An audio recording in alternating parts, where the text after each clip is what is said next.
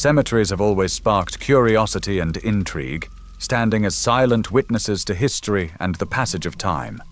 For some, they are peaceful places of reflection. For others, they hold mysteries that defy explanation. In today's video, we'll dive into a few eerie true stories that will make you question what might be lurking just beyond the graves. Sometimes, even the most ordinary of routines can take a strange and terrifying turn. For one father mourning a painful dismiss, what started as a weekly ritual at the cemetery turned into something he couldn't explain. This is the story of a man who discovered that grief can sometimes draw experiences we never expected. My name is Thomas. I'm 48 years old, living in a mid-sized city, and I work as a mechanical supervisor at a power plant. I'm an ordinary guy with an ordinary life until 2021, when everything changed. My wife and I had a normal life, until we lost our fruit of the womb unexpectedly during an ordinary day. It was a sudden loss, and that's all I'm able to say about it. The service was unbearable. I'd rather not talk about it, but the important part of the story is what happened after we laid her to rest in a local cemetery near an old landmark road. Every Sunday morning, I'd go to the cemetery alone. I'd bring her favorite white lilies and spend a few quiet moments there. I'd talk to her a little, sometimes just sit in silence. It became part of my routine, something like brushing my teeth. My wife came with me a few times, but it became too much for her. I understood. For over a year, nothing strange happened. The flowers stayed where I left them, sometimes slightly wilted, maybe knocked over by wind or rain, but always there. Then, on February 11th, something changed. I remember that morning well.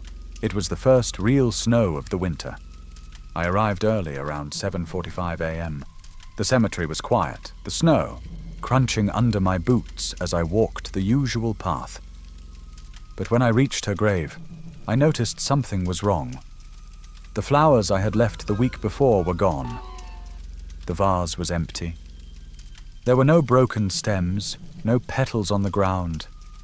It was as if someone had come and taken them. At first I thought maybe the caretaker had moved them. It was a strange thought, but I figured I'd ask him the next time I saw him. The following week, on February 18th, I placed another bouquet of lilies, but this time I put a small stone under the vase to check if someone had moved it. I even took a photo of how I left it. When I returned the next Sunday, the entire vase was no longer there, flowers and all. Not just knocked over, not just moved, a completely empty spot where the vase had once been. I was beyond confused. I spoke with the caretaker there, a man who had worked there since 2006. He swore he hadn't touched anything. He seemed uncomfortable when I mentioned the missing flowers. "It's not the first time this has happened," he said. "Families have been complaining about missing flowers for months, all in the same section." He told me he'd never cleaned individual graves unless requested, but I could tell he didn't really believe what he was saying. Neither did I. The next weekend, I decided to bring something extra with me, which was a trail camera with a motion sensor, like hunters use to track deer. I placed it inside a wooden birdhouse and aimed it at her grave, locking the birdhouse to the tree in front of the headstone. That was February 25th. I left the flowers, set up the camera, and waited. The following Sunday, I went back, hoping to find nothing strange. But on March 3rd, when I reviewed the footage, I found something chilling. At 3:17 a.m. on March 1st, the camera had triggered. The footage showed a woman walking barefoot through the cemetery. She was wearing something like a hospital gown, long black hair flowing behind her. It was freezing, cold, yet she didn't shiver. She stopped in front of her grave, picked up the vase with the lilies, then turned toward the birdhouse and looked directly at the camera. She held her gaze for a full 15 seconds. It wasn't a fleeting glance. It was deliberate, as if she knew I was watching. Her face wasn't angry or vacant, it was aware. She wanted me to know she was watching me, too. I contacted the authorities, and a detective arrived with another officer. They took the situation seriously. I showed them the footage, and they asked if I knew the woman. I didn't. I'd never seen her before in my life. They reviewed the cemetery's security cameras, but here's the strange part. There was only one vehicle entrance, and no cars had entered or exited the cemetery that night. The gates had been locked since 9 p.m., as usual.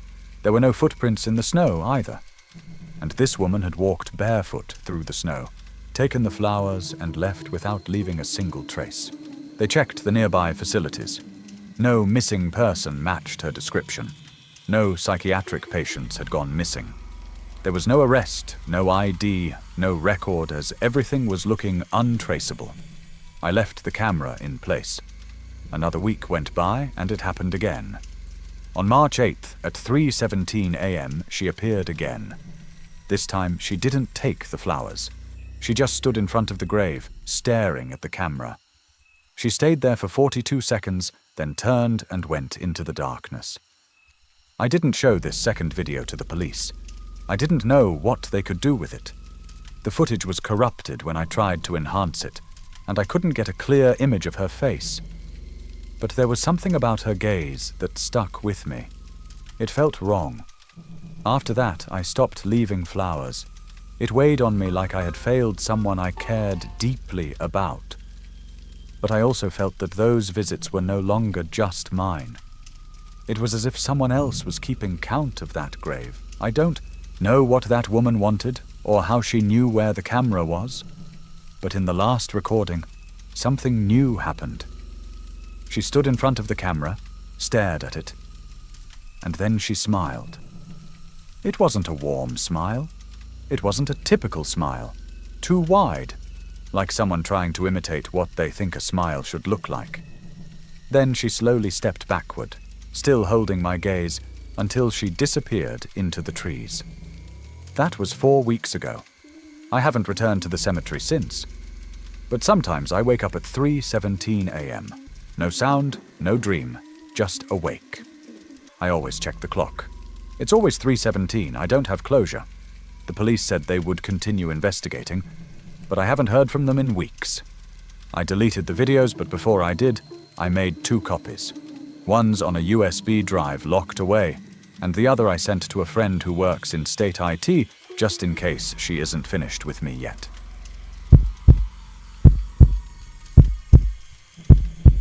Cemeteries are places of reflection, but for one student in Georgia, a routine visit to a hill cemetery turned into something truly disturbing.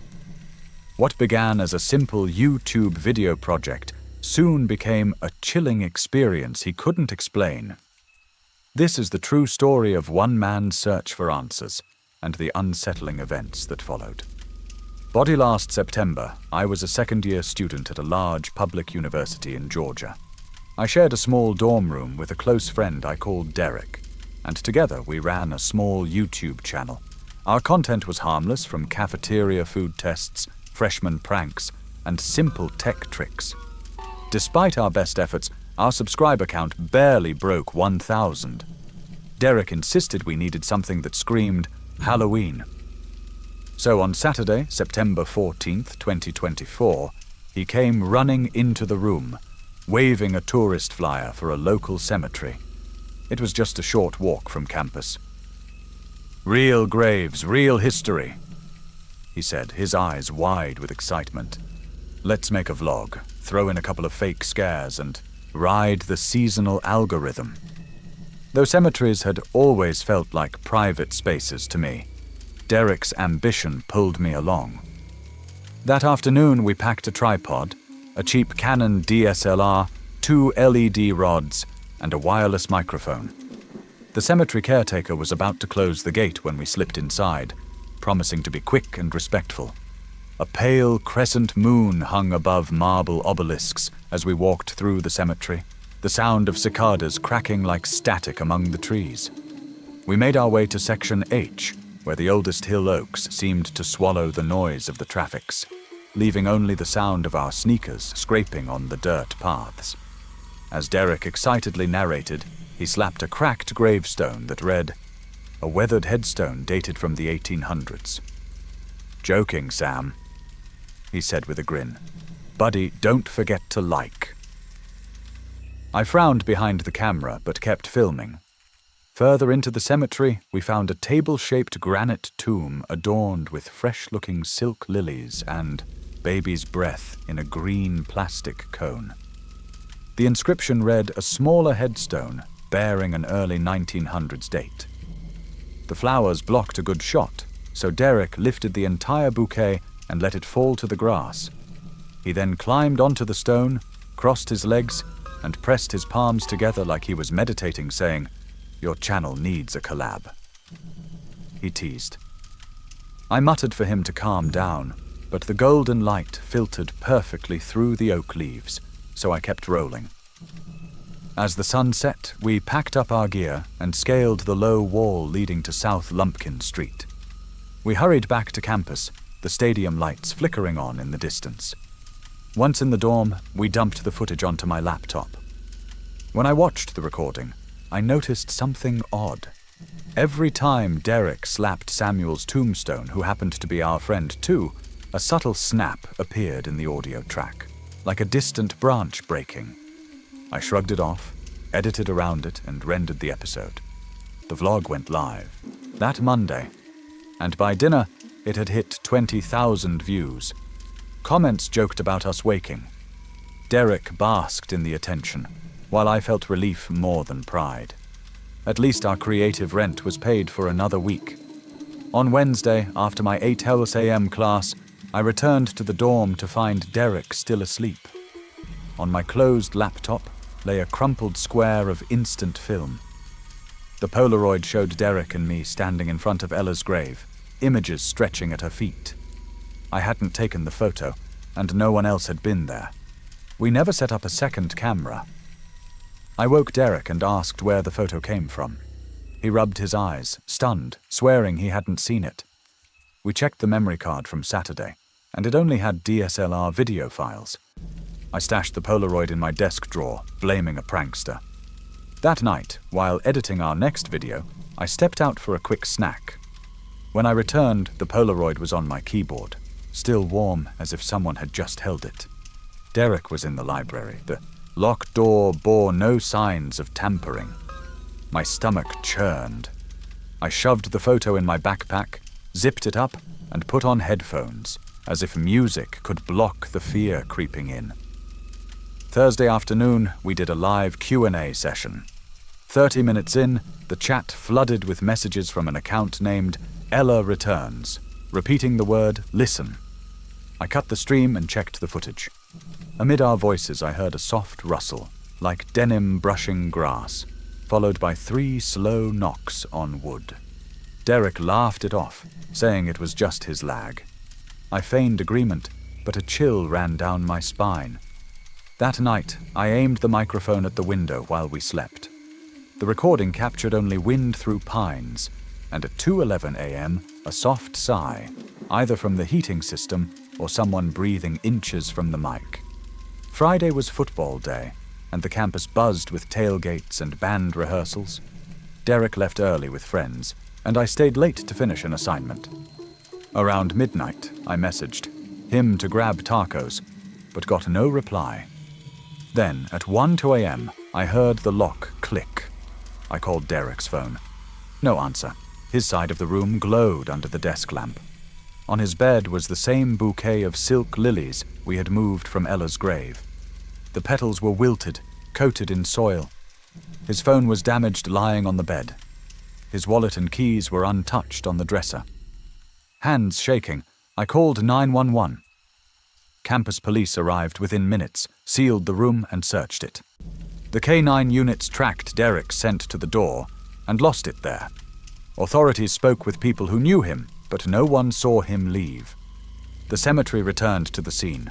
They collected the wilted bouquet as evidence and asked if we had any enemies. I jokingly said our only enemy was the YouTube algorithm. An officer noted that the hallway motion sensors never triggered after Derek supposedly left for the stadium. Days blurred together. Derek's face appeared on every bulletin board, and local news ran a segment about the missing student. A local police summoned me to a wood-paneled interview room. She placed a USB drive in front of me and played the live stream footage. After the 3 knocks, a female voice whispered, "Watch the picture." I was shaking despite the warmth of the office. I returned to the dorm for laundry on Wednesday. The door pushed open against something on the floor. Another Polaroid lay face up, this time with Ella's bouquet on Derek's bed. The petals browned, and my name scrawled in thick black marker on the bottom edge. I raced downstairs, grabbed my bike, and pedaled to the police station.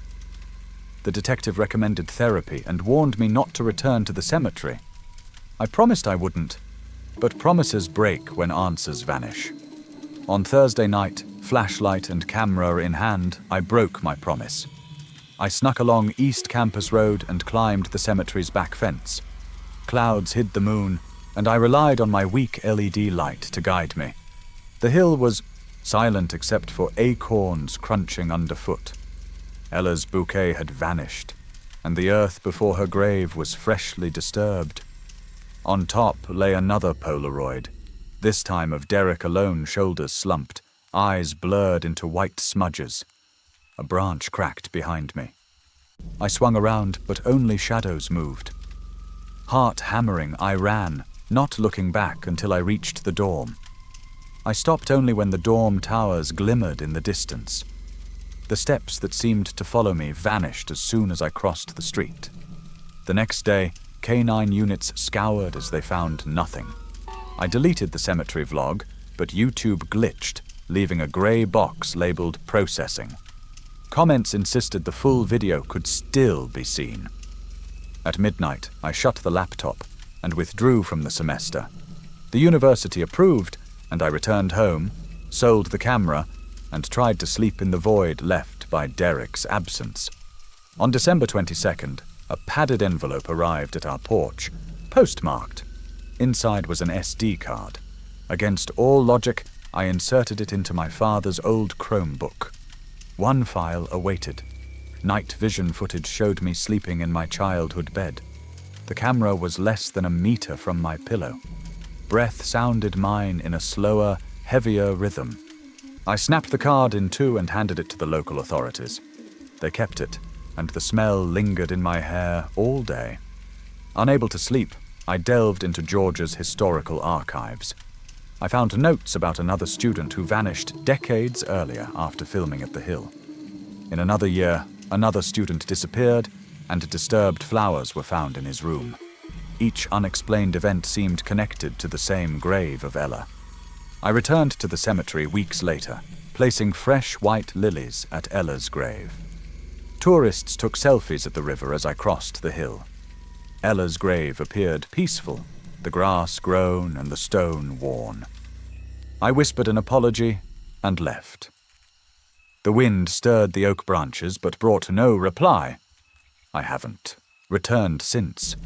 I changed majors, deleted our YouTube channel, and left my phone on silent. Each night, sometimes at 1:14 a.m., my heart races as I smell wilted lilies and feel invisible hands watching me.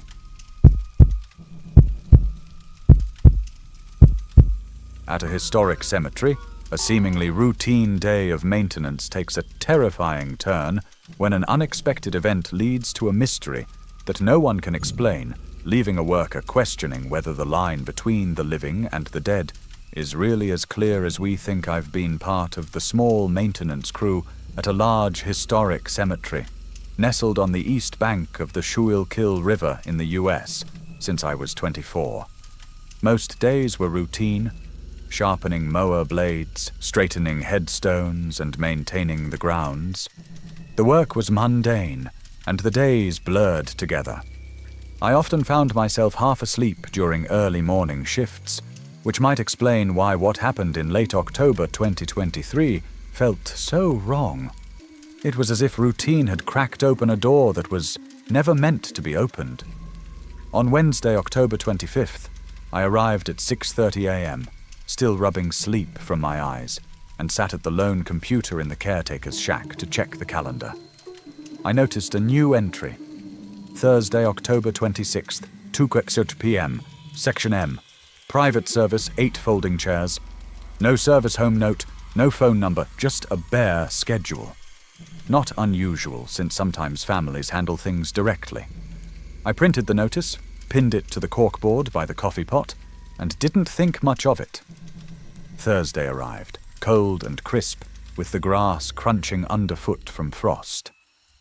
Around noon, I drove the utility cart to Section M, the cemetery's oldest terrace. The obelisks leaned inside black iron fences, and I noticed a new plot had been prepared for scheduled services. One of the digging crew must have handled it yesterday, as he never missed a job. I set up 8 white folding chairs, rolled out the green mat to cover the loose earth, and prepared the metal casket frame. By the time I finished, there were no signs of family or mourners, so I lingered nearby, trimming thorny bushes near a mausoleum. 2 hours p.m. passed, and the silence stretched on, interrupted only by the sound of distant traffic and the occasional train whistle. The chairs remained empty. I called my supervisor, who seemed puzzled but not worried. She checked the calendar and confirmed that no service was listed for that day. Maybe the family was just late. I left everything set up and went back to the shack for some lukewarm coffee. Later, a good friend who was also a worker called back, confirming that no funeral homes had anything scheduled at the hill for that day. She asked who had told the guy to dig, and I assumed it was her. When Friday came, the weather was damp and grey. I rode up with a summer hire, and as we reached Section M, something unexpected happened. A hooded figure was sitting in one of the chairs, head bowed toward the open grave.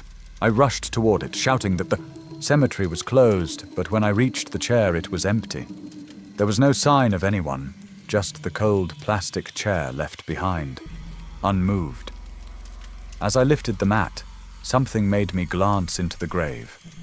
I stepped back, my heart racing. The hole was gone, completely filled in, as though it had been undisturbed for years. The ground was firm and solid, with no traces of the fresh digging we had done just the day before. Dan pressed his hand into the soil, and it was as hard as clay. We packed up and left in silence. Later that evening, when I went back to the shack, I noticed something odd. The notice for the private service, the one I had printed and pinned to the corkboard, was gone. The calendar slot for that day was completely blank, as if the entry had never existed. Dan, visibly shaken, left early that day, but I didn't realize just how deep the mystery went until later that evening. Later in the evening, I received a phone call from an unknown number.